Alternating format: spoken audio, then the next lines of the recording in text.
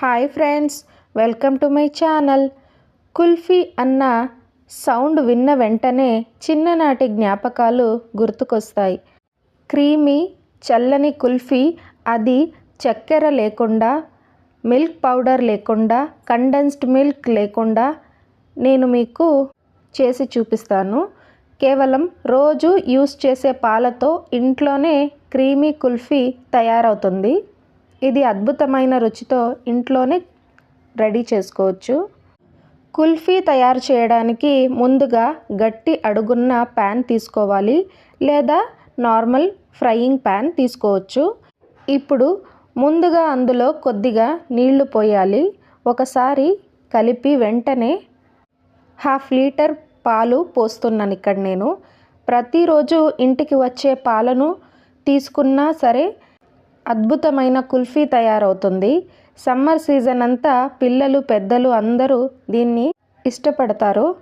బయట తీసుకునే కుల్ఫీలా కాకుండా మీరు ఇంట్లోనే సులభంగా తయారు చేసుకోవచ్చు. ఇందుకోసం ప్రత్యేకంగా మార్కెట్కి వెళ్ళి ఫుల్ ఫ్యాట్ క్రీమ్ మిల్క్ తెచ్చుకోవాల్సిన అవసరం లేదు. సాధారణ పాలు కూడా సరిపోతాయి. అయితే ఫుల్ ఫ్యాట్ మిల్క్ ఉండే పాలు ఉంటే కుల్ఫీ మరింత రుచిగా క్రీమీగా అవుతుంది. పాలు కింద అంటుకోకుండా ఉండేందుకు కొద్దిగా నీరు వేసాం. ఈరోజు కుల్ఫీ తయారీలో మనం షుగర్ అస్సలు ఉపయోగించాం. ఎటువంటి మిల్క్ పౌడర్, కండెన్స్డ్ మిల్క్ కలపం. సుమారు అరకప్పు జీడిపప్పు తీసుకుంటున్నాను. వీటిపై అరకప్పు గోరువెచ్చని పాలు పోసి 15 మినిట్స్ నాననివ్వాలి. అప్పటికే పాలు మరిగిపోతుంటే జీడిపప్పు మెల్లగా మృదువుగా మారుతాయి. ఇప్పుడు పాలను మళ్ళీ చూసుకుందాం. జీడిపప్పు వేయడం వలన cream, milk powder, condensed milk అవసరం లేకుండా పోయింది. దీంతో కుల్ఫీ రుచిగా మారుతుంది. ఇప్పుడు 15 మినిట్స్ అయ్యాక పాలలో నానబెట్టిన జీడిపప్పు మృదువుగా మారాయి. వెంటనే మిక్సీ జార్ తీసుకొని అందులో జీడిపప్పుతో పాటు పాలను కూడా వేయాలి. మెత్తగా రుబ్బాలి. తర్వాత ఇక్కడ నేను 1/2 కప్ వరకు బెల్లం యాడ్ చేస్తున్నాను. మీకు కావాలంటే షుగర్ కూడా వేసుకోవచ్చు పాలు మరిగేటప్పుడు. ఈ రెండు బాగా మిక్సీ పట్టుకుందాం. ఇప్పుడు దీనిని తక్కువ మంటపై వేడి చేసే పాలల్లో వేసి బాగా కలిపి 2 నిమిషాలు ఉడకనివ్వాలి. అప్పుడు జీడిపప్పు రుచిని పాలు పూర్తిగా పీల్చుకుంటాయి. 2 నిమిషాల తర్వాత కుల్ఫీ మిశ్రమం క్రీమీగా తయారవుతుంది. దీన్ని మృదుత్వాన్ని గమనించండి. స్పూన్తో కలిపినప్పుడు వెనుక పూతలా కనిపిస్తుంది.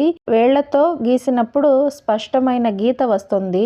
అంటే పాలు పూర్తిగా థిక్గా మారాయి.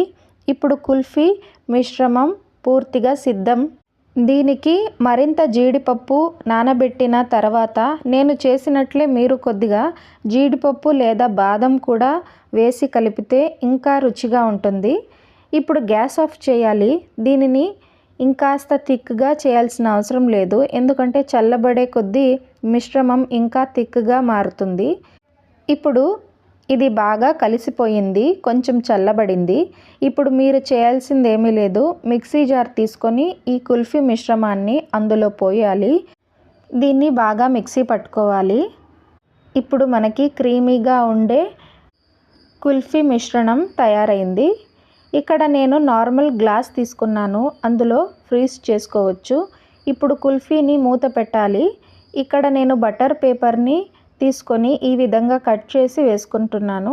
బటర్ పేపర్ ఉంటే యూస్ చేసుకోండి, లేదంటే పాల ప్యాకెట్ కవర్నే క్లీన్ చేసి కట్ చేసి వేయండి. అప్పుడు ఫ్రిడ్జ్లో ఉన్నప్పుడు పైన ఐస్ ఫామ్ అవ్వకుండా ఉంటుంది. ఇప్పుడు కత్తితో పైన చిన్న హోల్ చేయాలి. ఆ హోల్లో ఐస్ క్రీమ్ స్టిక్ ఉంచాలి. ఫ్రిడ్జ్లో సుమారు 7 నుంచి 8 గంటలు ఉంచాలి. ఆ తర్వాత మన కుల్ఫీ ఎంత అద్భుతంగా తయారైందో చూపిస్తాను. ఇప్పుడు 8 గంటలు పూర్తయ్యాయి. కుల్ఫీని చెక్ చేద్దాం. చూడండి, మన కుల్ఫీ అద్భుతంగా తయారైంది. దీన్ని మోల్డ్ నుంచి తీయడానికి కాస్త చేతిపై రుద్దుకోవాలి, లేదా తక్కువసేపు తేలికగా నీళ్ళల్లో తిప్పుకోవచ్చు.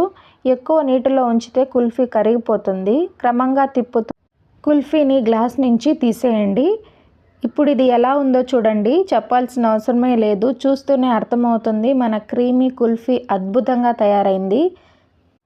ఇప్పుడు దాన్ని కోసి చూపిస్తాను. చూస్తేనే తెలుస్తుంది ఎంత టేస్టీగా ఉందని. ఈ వీడియో మీకు నచ్చిందని ఆశిస్తున్నాను. మీకు నచ్చితే దయచేసి లైక్ చేయండి, షేర్ చేయండి. ఎం ఫుడ్ ఛానల్ని సబ్స్క్రైబ్ చేసుకోండి. Thank you for watching.